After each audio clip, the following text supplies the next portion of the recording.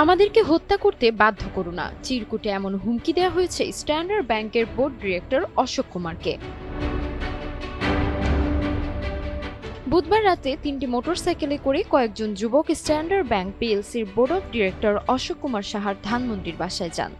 এ সময় তারা বাসায় গিয়ে অশোক কুমার সাহাকে খোঁজাখুঁজি করেন। এ সময় তারা স্ট্যান্ডার্ড ব্যাংকের মিটিংয়ে অশোক কুমার সাহাকে না যাওয়ার জন্য ওই বাসার সিকিউরিটি সদস্যকে জানায় এবং একটি চিরকুট দিয়ে যায়। এ সময় গুলির ঘটনা ঘটেছে বলেও শোনা গেছে।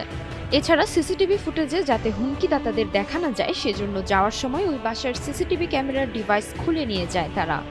পুলিশ সূত্রে জানা গেছে ওই চিরকুটে লেখা ছিল, মিস্টার অশোক, 25 তারিখ স্ট্যান্ডার্ড ব্যাংকের সভায় তুমি যাচ্ছ না। যদি যাও তাহলে তোমার ফেরার রাস্তা বন্ধ, আর যদি ফিরে আসো তাহলে তুমি নিরাপত্তাহীনতায় ভুগবে সারা জীবন। কথার বাইরে গেলে তোমার শ্রাদ্ধ খেতে আসবো আমরা। পুঁজিবাদের দোসর হয়ে আমাদের হত্যা করতে বাধ্য করো না। পরিবার সবারই আছে। উল্লেখ্য, অশোক কুমার বর্তমানে চট্টগ্রামে থাকেন, আর ওই বাসায় ছিলেন তার কন্যা ও শ্যালক। পুলিশ জানায় 25 তারিখ ব্যাংকের একটি মিটিং রয়েছে।